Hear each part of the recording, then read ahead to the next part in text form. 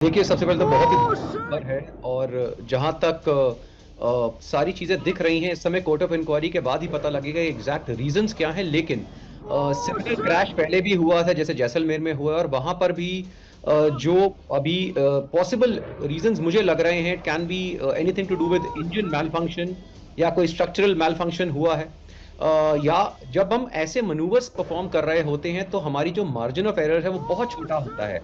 हम generally structural limit पे fly कर रहे होते हैं और उस समय अगर छोटी सी भी प्रॉब्लम आती है एयरक्राफ्ट में, किसी भी मैनूवर में, बहुत हाई जी मैनूवर्स होते हैं, तो उस समय एयरक्राफ्ट को हैंडल करना थोड़ा सा मुश्किल हो जाता है, स्पेशली अगर हमें कोई मैकेनिकल फेलियर फेस होता है। और यहाँ पर एक और चीज है कि जितना हम अर्थ के क्लोज होंगे, उतना ज्यादा ये मार्जिन ऑफ एरर बढ़ता जाता है, और सॉरी छोटा होता जाता है।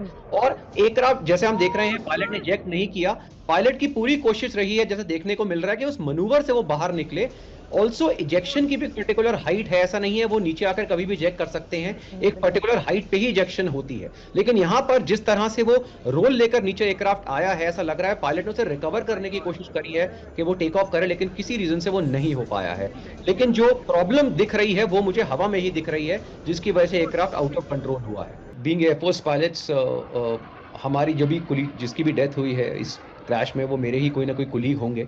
और जब हम इस तरह की हमारी ट्रेनिंग होती है, तो हमें सबसे पहले ट्रेनिंग में यही चीज़ बताई जाती है कि अगर कल को कोई टेक्निकल फेलियर होता है, तो चाहे हम अपनी जान को कुर्बान कर दें, लेकिन कभी भी हम सिविलियंस की जान को उसमें आने नहीं देते हैं। अगर कोई टेक्निकल फेलियर होता भी है एयरक्राफ्ट का, तो हम कोशिश करते हैं कि सिटी से या टाउन से दूर जाकर ही उसे क्रैश कराएं, अगर हम उसमें जेट नहीं कर पा रहे हैं। हाउएवर, जहां तक मुझे इस पर्टिकुलर विजुअल से लग रहा है, यहां पर मुझे इजेक्शन पायलट नहीं कर पा रहे से ज्यादा लग रहा है कि जिस तरह से एयरक्राफ्ट मनूवर करके नीचे आया है, ऐसा लग रहा है कि पायलट के पास समय ही नहीं था एयरक्राफ्ट को इजेक्ट करने के। इजेक्शन की भी एक पर्टिकुलर हाइट होती है, आप ऐसा नहीं है किसी भी हाइट पे इजेक्ट कर सकते हैं। अगर आप बहुत लोअर ऑल्टीट्यूड पे आते हैं, तो आप इजेक्ट भी नहीं कर पाएंगे, इजेक्शन सिस्टम काम ही नहीं करेगा, उसके लिए एक मिनिमम हाइट होती है। यहां पर पायलट की पूरी कोशिश लग रही है एयरक्राफ्ट को किसी भी तरह कंट्रोल करने की, और वो जो डाइव जा रहा है, जहां पे अनकंट्रोलेबल एयरक्राफ्ट हुआ है, वहां से निकलने की। तो ये उसी समय में ही एयरक्राफ्ट क्रैश हुआ है।